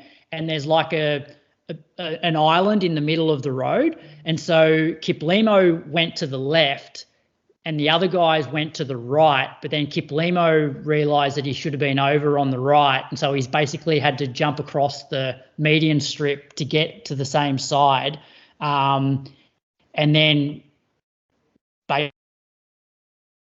basically was a few seconds behind. I don't make any difference, but it was just a bit of a weird sort of finish. Yeah, there are a few people watching it at the same time, all sent messages at the exact same moment, being like, what's he done? He's mucked it up. You'd think they get that right. And then women's moose? Women's, Margaret Kipkemboi won. She ran 65:11. That's fast. It is fast. Is that faster than your PB, Croaks? Yeah, it is. Got me by, I don't know, 18 seconds or something, 20 seconds. Yeah. Your internet's a bit funny right now. Okay. All right. Well, let's wrap up the show. Yeah. So just last bit of news, 10 relays were on the weekend. In the men's, Western A's got the win. Bendigo was second. Glenn Huntley was third. The three quickest runs of the day, Ed Marks, 10:36, Andy Buchanan, 10:42, and Jai Hadfield, 10:49. In the women's, Box Hill first, Sandringham second, Glenn Huntley third, and the three quickest were Melissa Duncan, 12:09, Amy Robinson, 12:14, and Sarah Klein, 12:35. That's also the season over for AV. That's done. Yeah. Was it Western A's one? Western A's first premiership. Great to see those boys. All great bunch of fellas. They've come up through the juniors, a lot of them at that club, and they've always been good guys. I'd like to see Western win. Big fans. Do you know who won the women's? I'm pretty sure it was Glenn Huntley because they've been very strong all year. But let me pull that up just to be sure. It's good to see the Bats bounce back after their disappointing showing at the previous round. Came second. Bats came second. What were they? Were they second in the on the ladder too? Yeah, I'd say they would have been second. Yeah. What do you reckon, Moose? Do you reckon we skip listener question tonight? Yeah, We've been going for 2 hours. Let's Yep. Just go your Moose on the loose and then we'll wrap it up. Well, Tommy provided this for me, actually. He's just a bit of a reminder. Because I copped so many of them. I was just doing it because I know it riles you up. Yeah. Yeah. No, you're equally as angry at this as I was. So we won't go too deep into it. But just a little reminder to those people out there that your Strava time is not what the running world works off. The race that you ran, Sydney, they've invested a lot of money in to have it measured. Equally amount is probably in getting an actual clock and timing mats out there, and the chip is in your bib. So those factors contribute to making an accurate race time. So when you post on social media looking for people to say it's okay to take your Strava time, I'm telling you it isn't. I'm not brave enough to comment on your post because you've got about 800,000 followers. But I'm going to tell you on here where you can't talk back to me and no one can yell at me. Tommy, you saw this. You didn't write on her post either. No, I didn't write on it. No. You're not brave enough either. But I did have it because I know you were saying last time you looked at these. Well, I've seen them as well, but a lot of support for on the post and the comments. No. Which is interesting. But that's the scary bit, isn't it? That's the scary bit is the public norms and what's acceptable is changing. The course measurer at in the technical meeting. He measured it. I met him physically, so you gotta trust this guy knows what he's doing. He's done it for a fair few years. So I don't know who you're referring to, but are they a prominent person? Are they? They're an influencer. Okay. A runfluencer, we'll call them. I actually never heard of them before, but Tommy obviously follows them pretty closely. No, Lana flicked me this one. Oh yeah, good. Yeah. She comment on it? No. She's not brave enough either. No. I would have thought she might comment on it. She's probably brave enough, your wife. That's not even the bad one though. Maybe anyone that runs with these people can just pass the message to them, just like respectfully, and say, hey, I noticed that you put up a post saying that your time was 2 hours and 55 minutes when actually I checked in the results and you were 3 hours and 30 seconds or whatever it is. And just to let you know that you go off the results time, because that's the stuff that we look at for years and years to come. Like when Croaks reads out your name, the City to Bay results for 2017, we're going to read out your actual race time, not your Strava time. I've got so many at the moment. I'm starting to write them down, Croaks. I'm getting real organised. And when I'm grumpy, they come to me a bit more easily. And I wasn't grumpy overseas, but I've been grumpy this week. So are you going with another, or are you just going to leave? Yeah, I'm going to go with another. It's not the City to Bay half marathon, but group shakeout runs. Now, I don't know about group shakeout runs the day before a race. I'm not sure that they fit what you need to be doing the morning of the day you're supposed to be relaxing. I feel like the motivation and people's the purpose for people being there isn't to improve your race. It's to be seen. It's to get on social media. Maybe I'm just too introverted, but I just hate shakeout runs. I just don't like all the yelling and shouting and photos and the glitz of it all. It's just not me as a person. I just can't get my head around people. Why you would want to go and run with a bunch of strangers and a lot of them taking photos, and just makes me sort of shiver when I think about going to a shakeout run. What counts as a group shakeout run? Well, we do it. We've done it before. We've done it on the Gold Coast. You do your own ones, don't you? Yeah, we do. If we're down in Melbourne in a few weeks' time, Moose, and you've got 15 of your Geelong mates running, and I say, hey, Moose, can I come along to your shakeout run? Is that the same thing? I think if you're running with the group that you always run with, then it's just yeah, cool. But I also think brands and companies and stores and people use shakeout runs to maximize publicity for the weekend. And I mean, we've done it before. My store will probably do it in the future. But I just, to me, it doesn't feel natural to do. It feels like it would be a uncomfortable place to be for a lot of introverted people. It's a bit elitist though, Moose. Like for some people, it's like, just the excitement of a rum weekend, like, getting together with like-minded people. Yeah, I guess so.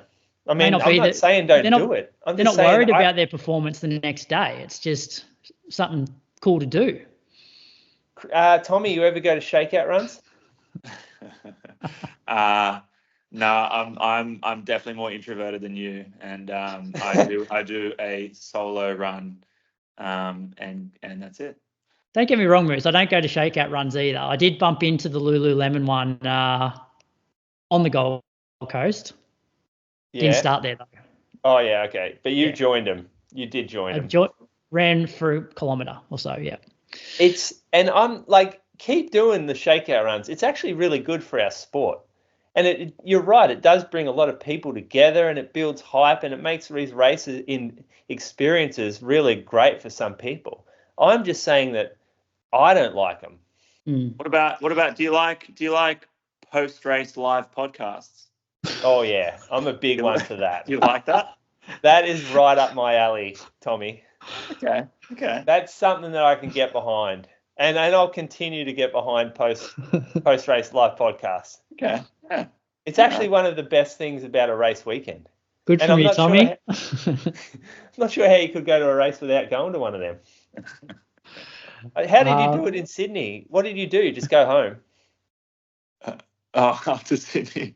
What did we do? We just hang out with family. Just had something to eat, and I guess we just went home. Did you have to wait long for presentation? 2 hours. Cool. That's a fair bit, but that's okay. Like you're just cruising on that hill, that grass hill. Yeah, the grass hill. Probably not 30 degrees and sunny and beautiful for a beer though on the weekend. It's a bit chilly. Clothes, jumpers and jackets were on. Yeah. We missed Gemma. I think she was in caught up in drug testing. Oh shit, that's a while. Yeah. She got her flight apparently. Huh. All right. I think we're done, boys. Tommy, thank you for giving up some of your time. We just got to mention the comp we got running. Yeah, we do. Yeah, I'll do all that. I just Will you? I will. We're past Tommy's bedtime though. It's 9:08. He said he goes to bed at 9. No, I just want to know because we normally finish the show with what's coming up. So I do have a competition to talk about, but I'm trying to think about what major race we've got coming up to talk about next week's show. Is there? Can you guys think of anything that's coming up this weekend? This next weekend? Yeah. Late September. Sorry. Run Pricks. Oh, Run Pricks. Yeah, Run Pricks is on. That's the only one I can think of off the top of my head. Surf Coast Century's on for the trail lovers. Okay. Anything international that we know of? It's sort of that lull, isn't it? Yeah. For us. Yeah. And more importantly, Tommy, what's coming up for you? Where are we going to see you next? Oh, well, you never know where I might pop up. I might pop up down in Melbourne. Are you thinking about it? To be honest, if it's possible. It's a possibility. We'll see. Shakeout run Saturday, Tommy? Yeah. No, maybe. All right, cool. All right, we'll make it happen. Thanks again for giving up some time. Moose, what do you got coming up? This week, what have I got coming up? Nothing. Just I hope to have one more good week of training, and then I'm going to start to reduce some fatigue. That's my goal. I just want to be a bit fresher after this week. But I've got a big workout. We're going to do 3x8K on Sunday. It's going to be the one that gives me all my confidence for the race. What sort of warm up and cool down? Just like 4K warm up, maybe a couple of K cool down, if that. We're doing the old, not the old, but we're doing like a sort of 80 minutes into like 3x5K. Ooh, so okay. It's like like similar to what you did last weekend, but just not such a big chunk. Yeah, but it's a bit of a stinger. It'll still be decent, and that'll be my last big one as well. So we'll talk about that next week. The last bit of news or what's coming up is we've got a giveaway over on our socials. So Precision Fuel and Hydration. Get over there to enter, and you can win a merch and nutrition bundle worth $600. So thanks to Precision Fuel and Hydration for that competition. We'll do it all again next week. Thanks again, Tommy. Well done yesterday, and hopefully see you in Melbourne. Sounds good. See you guys. Good on you, Tom. Thanks for tuning in. Ready to take your race performance to the next level? We've already spoken about Precision Fuel and Hydration's online planner. Well, if you prefer talking to a human, you can also book a free consultation call to get a personalised strategy. We all love their products, and if you use the link in the show notes and the code INSIDERUN15, you can benefit from 15% off your first order and start to fall in love with their products too.